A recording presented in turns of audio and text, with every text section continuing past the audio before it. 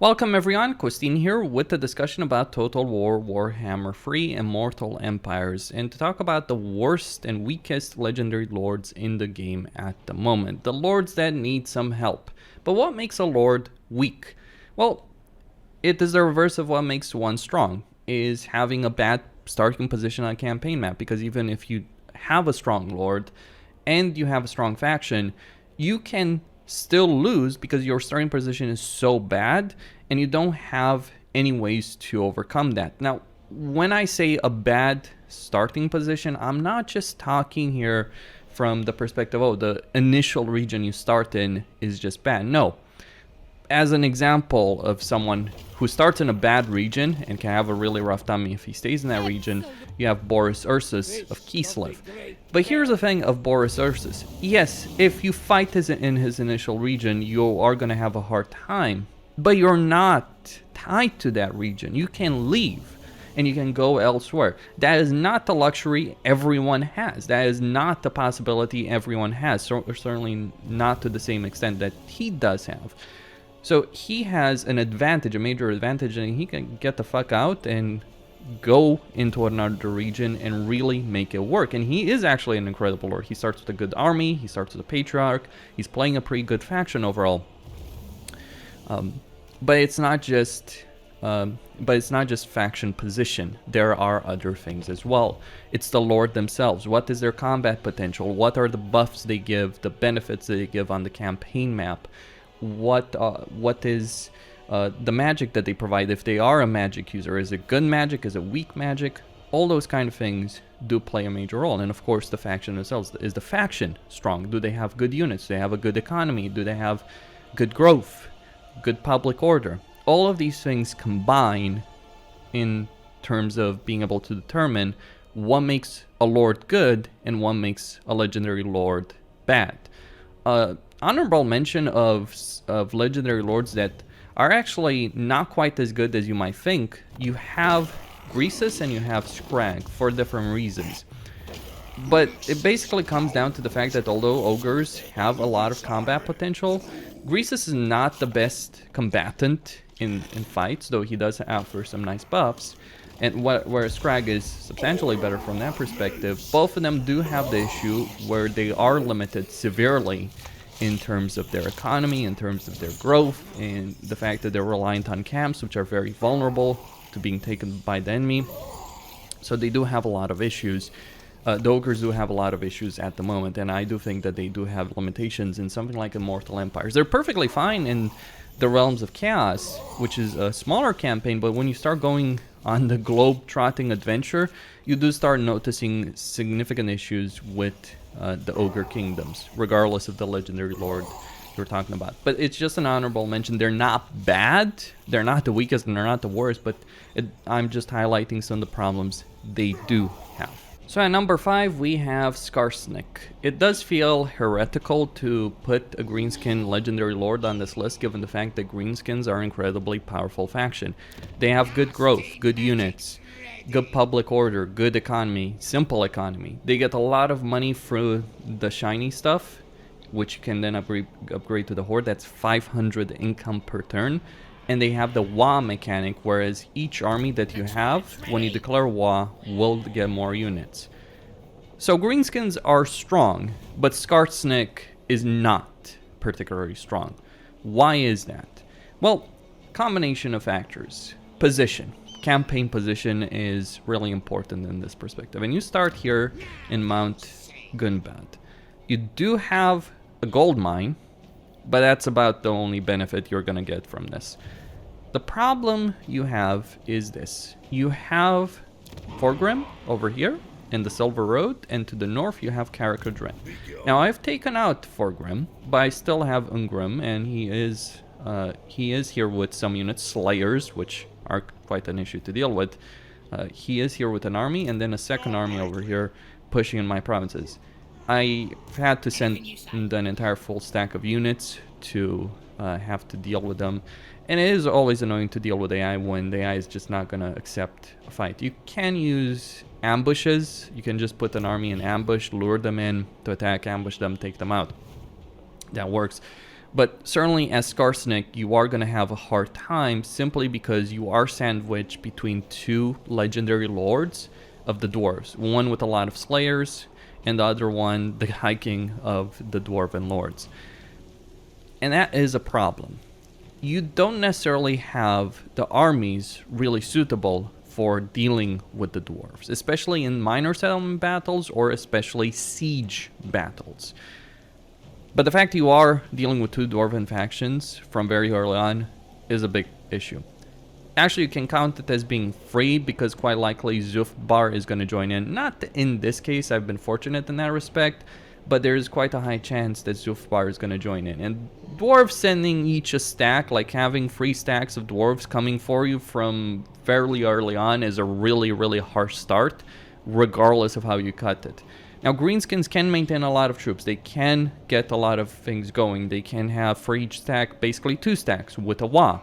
So you can survive this, but you do have a major problem in the way Skarsnik works. See, as a faction, Skarsnik can only recruit orc units from Carrick 8 Peaks. But that is a bit of a lie.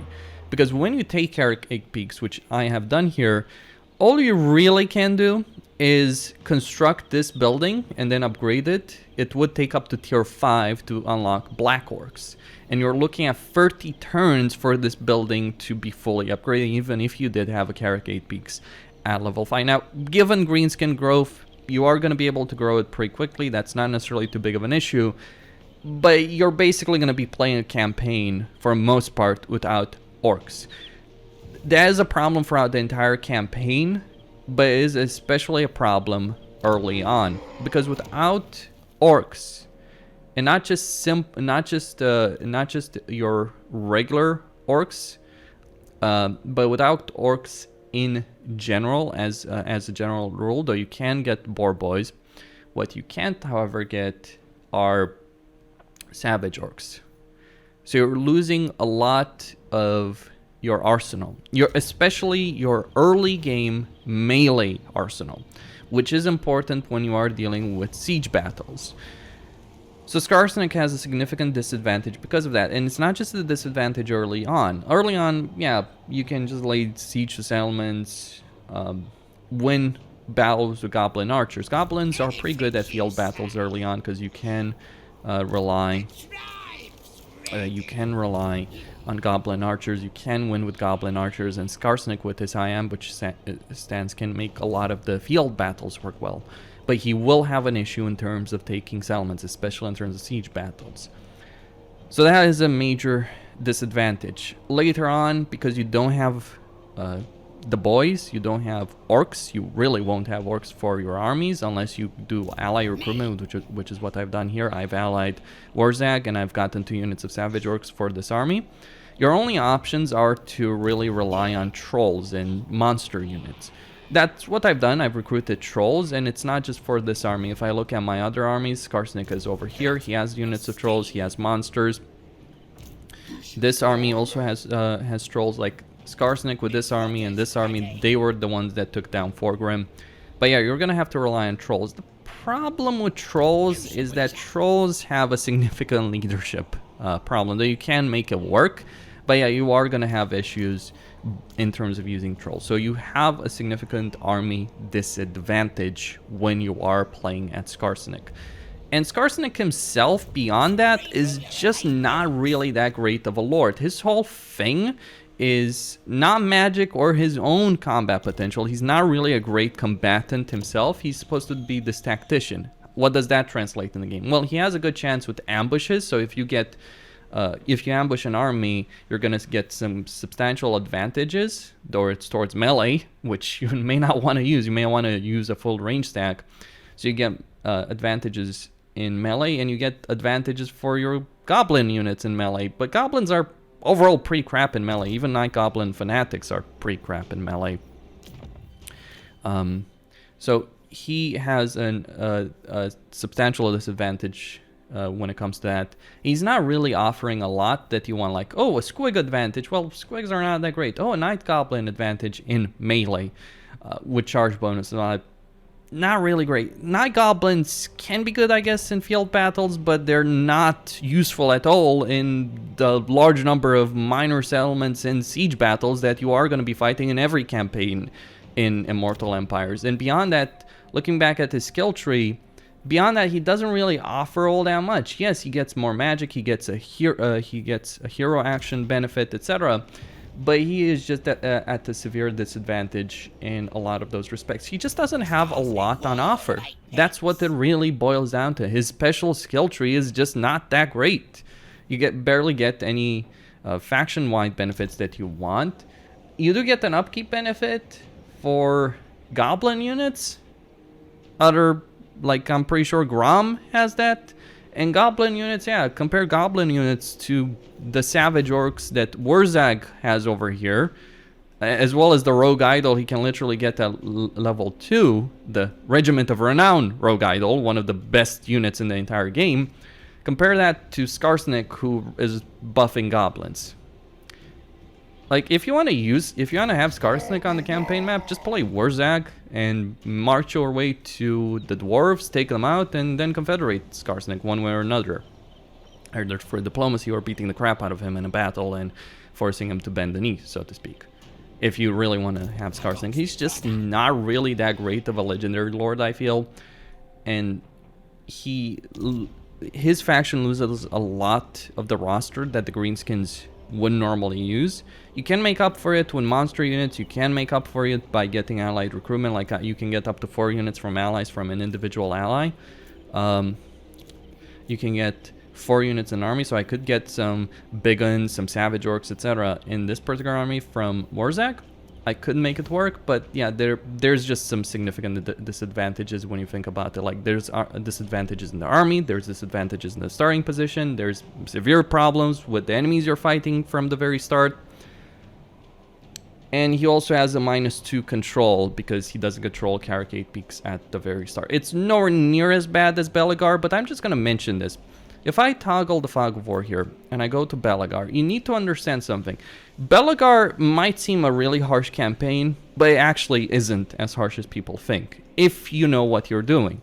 Because the Belegar starts with very powerful heroes from the very start who have some skills unlocked who can't die. And dwarves in general have a really powerful early game army, in particular with dwarf warriors and quarrelers. It is quite easy enough on any difficulty to take Belegar, take Caracate Peaks, get rid of the upkeep problem, and done. You basically have a really powerful dwarf lord within the first 10 turns. It might be a bit slow early on, but you have a lot of potential. And Belegar certainly works if you put in the effort to go to Caracate Peaks. Like, just make 20 units, go take Caracate Peaks, lay siege to it. You will win that siege because the orcs here, the rebels, are not going to be able to stand up to you. The problem Skarsnik has, beyond the dwarves, actually, is that he doesn't actually have the army to do that. He doesn't have the army to rush for Caracate Peaks unless he has a Wa. Because this place will be defended by a garrison of almost 20 units, and that's just a garrison. And on top of that, there's going to be an entire army of probably 20 units, a full stack of units. Belegar can win that fight. Skarsnik can't necessarily win that fight unless he has a Wa with him or unless he has 2 armies with him. Now, thankfully, as Greenskins, you can get those 2 armies, but it's going to take you a while to get Caracate Peaks. So, yeah.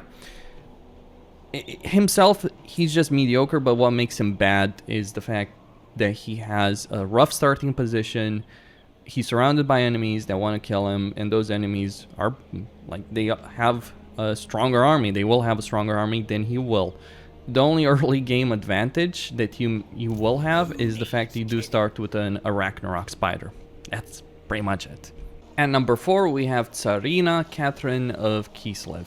Kislev is overall a pretty solid faction, though certainly not the strongest. They have an okay economy, but it's nowhere near the Greenskins. They don't have the growth of the Greenskins or the combat potential of the Greenskins, but they're okay.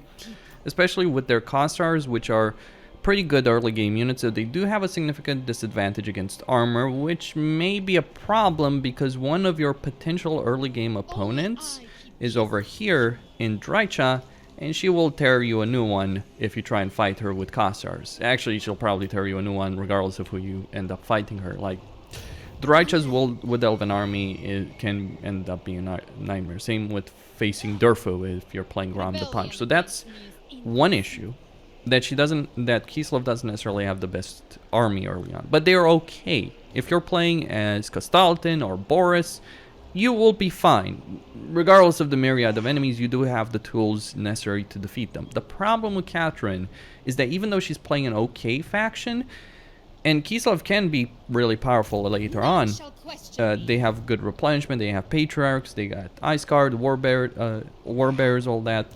The problem is Katarin starts out incredibly weak. Unlike the vast majority of legendary lords in the game, she doesn't start with a hero. Her starting army here is not great. And she also has a decent enough faction to deal with from the start. The faction that has an army here, and another army here, 6 units in each, though this will likely get to 10 by the time you deal with it. You deal with this in turn 1, but each of these armies has a Feral Mammoth and a Norscan Ice Troll unit. These units are quite strong, especially against what you have early on, be it Kossars or Armored Kossars, or Wing Lancers, or even the Snow Leopard. The only good unit you really have here are the Ice Guards with swords. So you have a weak starting army, especially relative compared to the opponents you're supposed to destroy very easily. On top of that, Katarin herself, although she has incredibly good faction benefits, she gets a benefit to Frost Maidens, so mages, Frost Mages, Tempest Mages, really good, especially Tempest Mages, really good. But herself, she uses Frost Magic, which isn't really as good as Tempest Magic.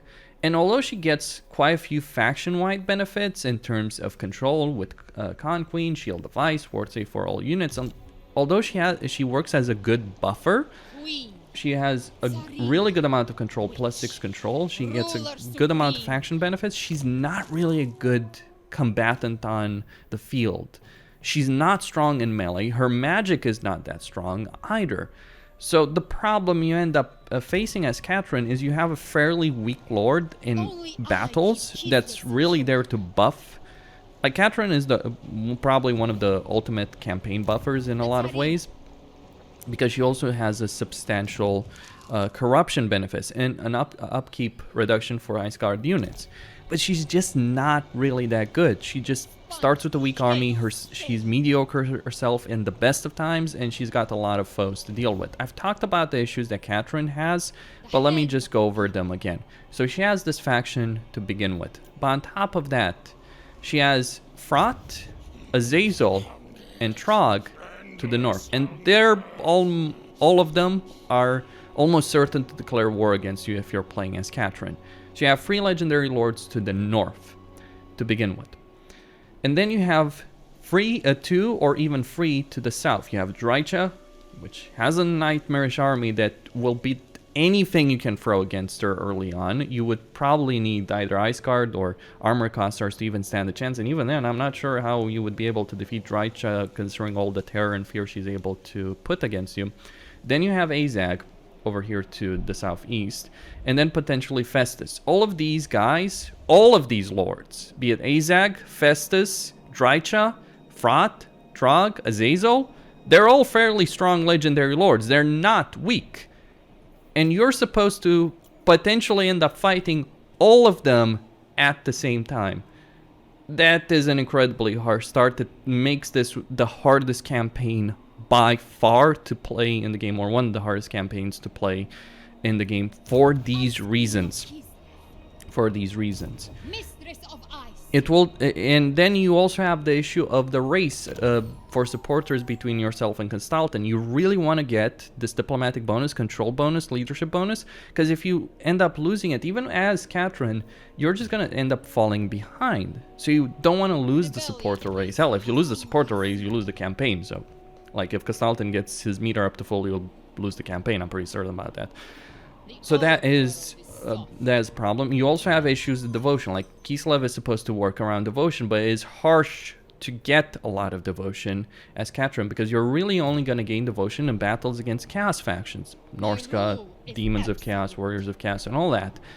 But although you do start at war with the Norscan faction, you're also going to be fighting a bunch of factions like the Skaven, who won't give you devotion.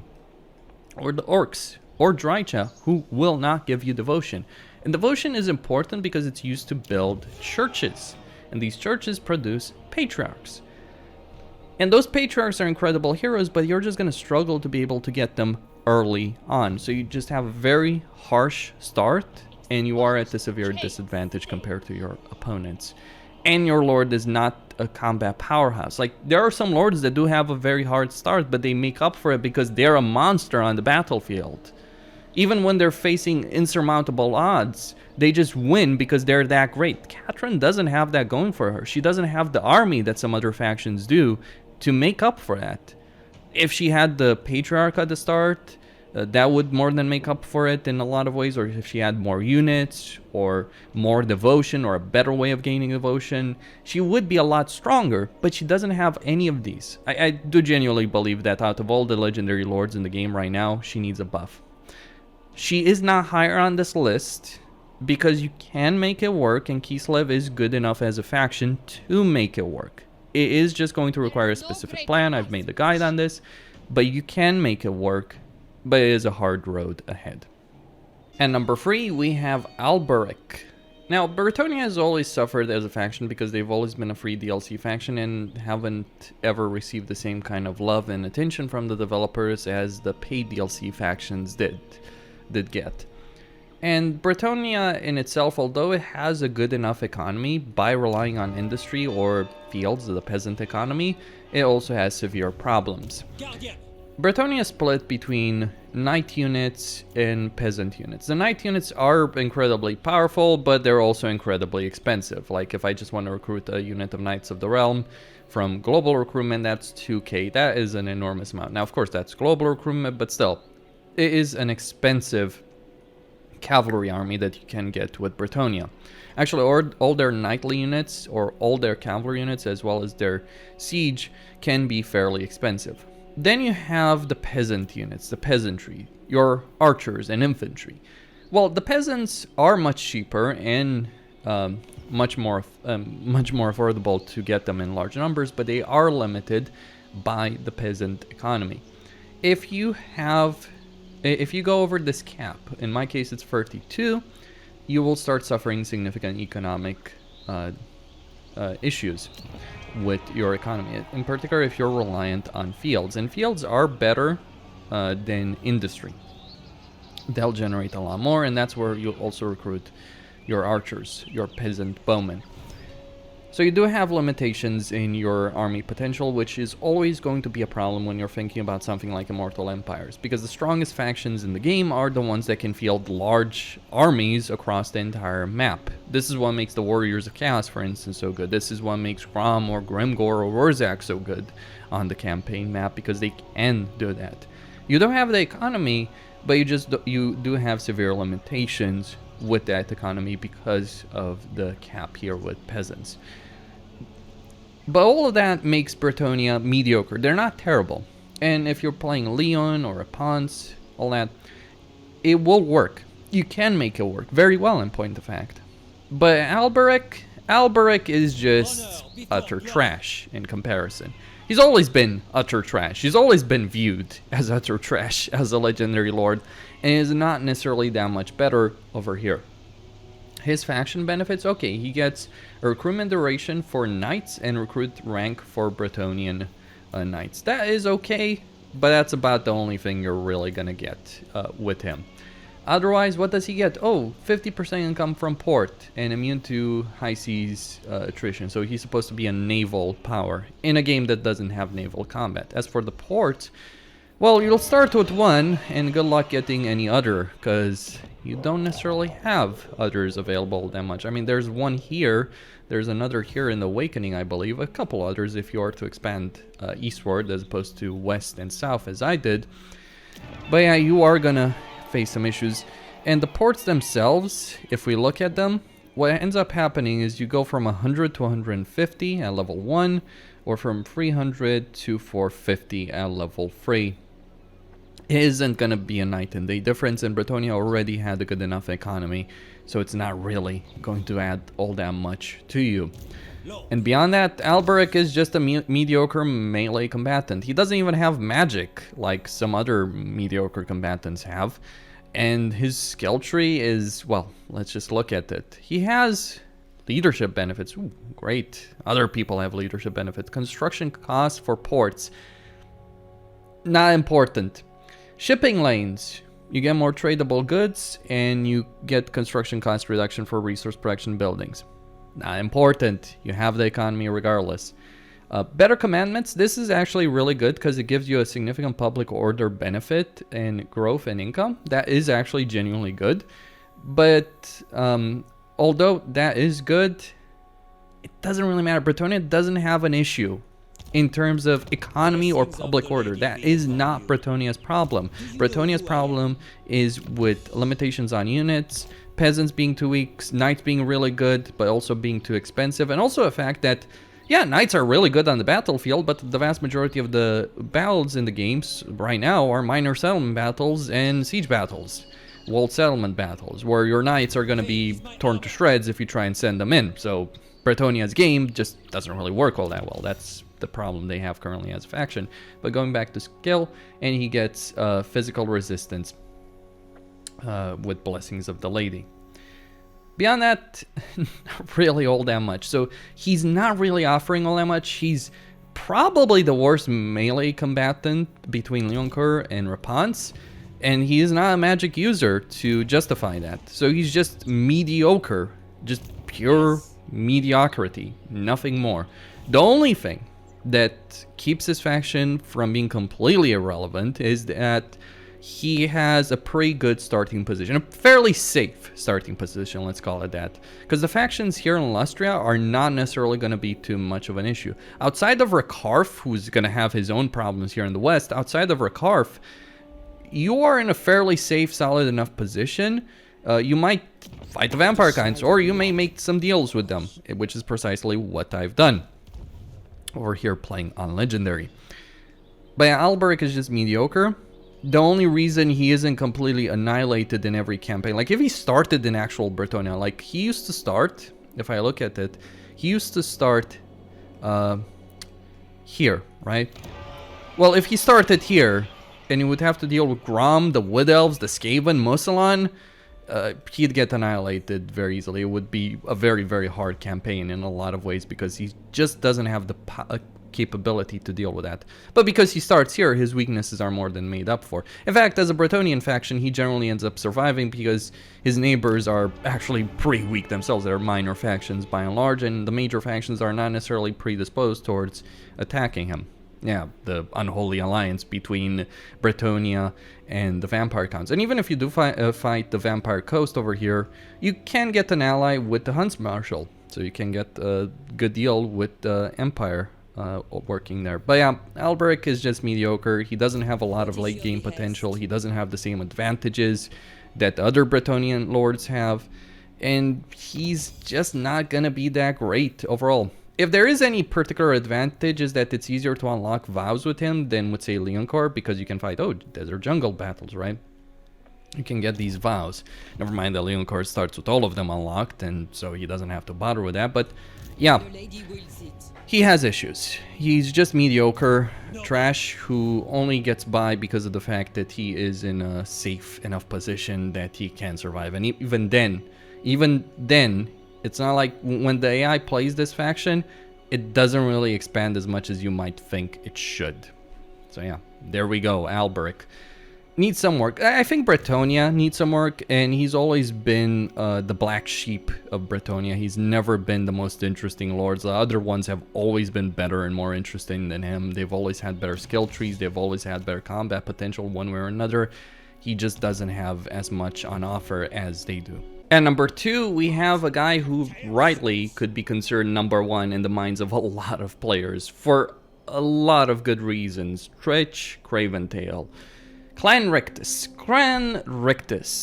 What does he get as a benefit? Skaven are a good faction overall. They're not the best. They don't have the economic power of the Greenskins or Warriors of Chaos. They don't have the swarms of units, but they do have some pretty good armies once you start getting past tier 2. Early on, however, Skaven are weak because they rely on clan rats and Skaven slaves, which aren't the best units in the world. But pretty much every legendary lord for the Skaven has some way of dealing with that. Not the Screech. Oh, no, you don't have that, you're gonna have to deal with a lot of clan rats and a lot of Skaven slaves in order to win early game. But you can, because your starting position is relatively okay here in Crookback Mountain.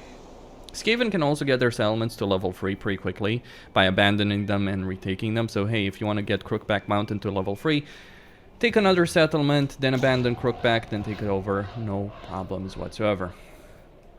But although Skavens are a pretty okay faction, Craventail is one of the worst lords in the game by far. Why is that? Well, let's look at his faction benefits. He gets a benefit to scurry away. Ooh, great stuff. Encourage for Storm Vermin. That isn't insignificant because it is a leadership benefit and an aura, but it's not night and day difference.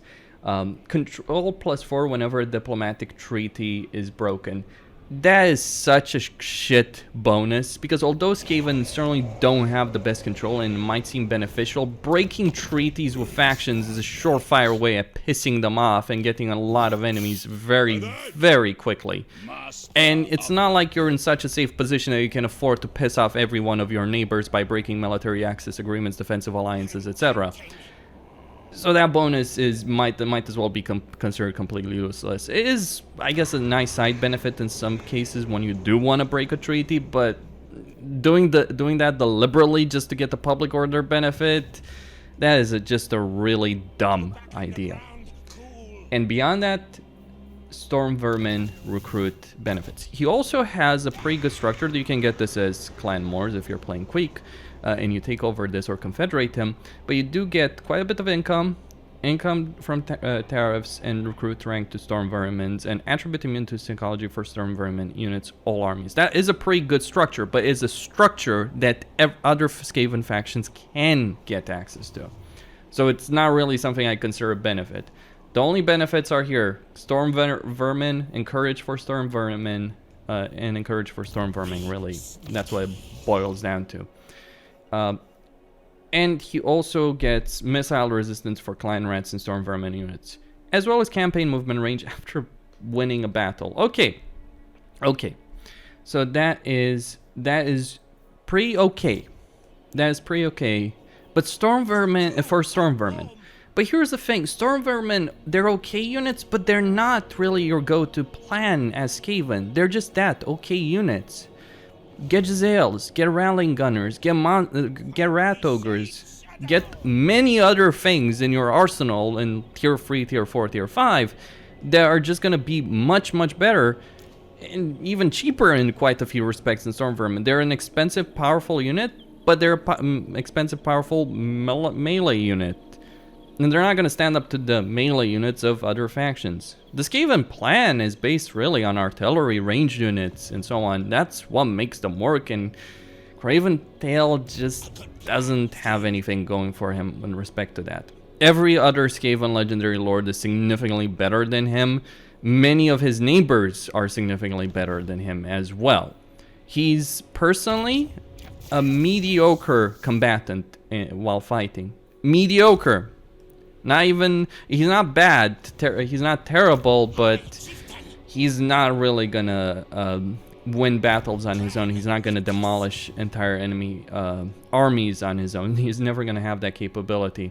In point of fact, just toggle flag of war, I was playing Greece's campaign, did a video on that, and Craventail marched an entire stack towards my settlement, and while on legendary very hard battle difficulty, I took like half an army of ogres, basic ogre units, not even led by Greases, and I beat the crap out of him when I was ambushed. That's how shit this guy is. That he gets destroyed in battles, in ambush battles, he should win. Although ambushing ogres is just a surefire way of getting yourself killed, I feel. In quite a few ways, especially as Skaven. Ogres are especially strong against Skaven, I think, because of their mass charge, etc. But yeah, Craventail is just mediocre, and there's genuinely no reason to ever want to play him. Because he doesn't give you anything. He's not going to give you any unique campaign experience. He doesn't give you such unique bonuses. Oh, extra ranks for Storm Vermin and encourage for Storm Vermin. I mean, the encourage isn't completely useless, but the extra ranks don't really mean a whole lot. Besides, if we're talking about extra ranks, just to move the map here, do you know who also gets extra ranks and benefits for Storm Vermin? Though not as strong, let's be clear on this, but Queek. And Queek is a monster as a lord. Whenever I faced Queek in Warhammer 2 in a battle, I was genuinely terrified of him. Yes, terrified, because the bastard would just refuse to die. He would kill my units, kill my lords, send monsters after him, he'd slaughter them. Send lords, powerful lords, in melee against them, he'd slaughter the fuck out of them as well. It was actually a genuinely terrifying experience having to deal with Queek Headtaker. Queek is that much better. And you know what? He's close enough to Craventail that if you wanted to, you could just take some original territories, take Carrick 8 Peaks, or even if you don't take it, just march to the east, beat the crap out of Craventail, or form diplomatic relations with him, as much as you can form diplomatic relations with Skaven anyway, and then confederate with him. And you can use him then anyway. You can get this good structure. This structure is the only really good thing that Craventail's faction actually has in its entirety. That is it. Outside of that, they're utter trash. Plain and simple. And yeah, Craventail has never been really a popular lord. He's always been a joke as a legendary lord. Like if we look at his skill tree, he gets an benefit to ambushes. Okay, right? Well, that's a Skaven thing. He gets an upgrade to Skaven slaves. Ooh, that's amazing. I mean, I guess I could just make an entire army of Skaven slaves early on with Craventail if I just wanted to throw a bunch of trash at the enemy. Like, this is hilarious. He's trash using trash. There's no more that needs to be said about Craventail. He's not the faction worth playing. He's always been weak. He will always remain weak, I think. And number one, in terms of the weakest, worst legendary lords in the game, is the Demon Prince. I'm sure some people are going to want to have my head for the fact that I've put him as number one as opposed to Craventail, but Craventail is still playing a Skaven faction. And Skaven do have potential. He's just really mediocre. The Demon Prince, however, is not playing a really good faction. The demonic factions in general in Warhammer 3 are fairly weak. They don't have a strong economy. They don't have strong economic buildings in general. Like, consider the fields of Bretonnia that can generate 500, or the scrap heaps that can generate 500 as well, to these that can go all the way to maybe 400 if you get it to rank 4. Yeah, rank 4. 4 ranks as opposed to, I know, 500 for 3 ranks. Just an idea. The economic situation is a major problem when you are playing a demonic faction in general. But other demonic factions have other tools. Like if you're playing Kairos, you have one of the best magic users in the entire game who can demolish entire armies on his own. If you're playing Scarbrand, you just unleash legions and legions of troops. If you're playing Akari, well, you're getting slaughtered by the elves, but you can still summon a disciple army that is fairly strong, and you can force vassalize other factions as well. You don't have those great tools that those factions unlock from the very beginning. You just get some demonic units, so you're not necessarily going to be able to recruit good ones from the very start. Unless we're talking about blue horrors, you could recruit some of those from very early on, but blue horrors are mediocre units, really. You want bloodletters, you want corn units, really, for your army. But it does take a while to unlock them, and they're not necessarily the cheapest either, and your economy is just not meant to support them. I've relied here on Marauders of Corn. So the problem of the Demon Prince, if we look at his starting position, he starts here. He starts with no settlement. That's already an indication how things are going to go, but other factions start with no settlements. But you have significant issues in terms of economy, you have significant issues in terms of public order, because you rely on Chaos Undivided for public order, but this province is going to start corrupted by Nurgle, so your starting province is a problem. To the west, you have Malice Darkblade with his very powerful Elven faction, although in this case I got extremely fortunate that for whatever reason he decided not to face me for a long time. Eventually he did march an army, but by that point I had enough money to hire regiments around and beat his tier 1, tier 2 army relatively easily. But yeah, Malice can be a nightmare early on, but you can avoid them for a while. Maybe you get fortunate. It's not really a hard campaign start, and you do have some choices. You want some piece of advice playing the Demon Prince? I think genuinely you should get the hell out of your initial province if you want to have a less torturous experience. Go for Norska, because Norska has Chaos Undivided corruption to the brim, so your public order will be less of an issue. But even with that, you're still gonna have severe issues, severe problems. Not of the variety that make your campaign extremely difficult, because you are in a relatively safe position. Your neighbors don't despise you unless we're talking about the Darkblade. Like, I have agreements with Archeon over here. To the west, I have more demonic factions. They're not going to march legions and legions of troops against you. If he started in any other position, if he started in a harder position, he'd get destroyed very easily. Hell, even as things stand currently right now in Immortal Empires, generally the Demon Prince is obliterated or rendered relatively meaningless on the campaign map. And the issue is related to, one, he doesn't really have a lot to offer as a legendary lord. He gets the gifts of chaos, which are basically body parts. But those body parts, they do improve his combat potential by quite a lot, but they're not really doing all that much for his faction. So he gets a lot of these things unlocked, but he doesn't really have significant faction benefits. His skill tree is also interesting. And this is why you want to go for Khorne. Like, you have your undivided skill tree, Khorne, Nurgle, Slaanesh, and Siege. And the first one gives you more glory.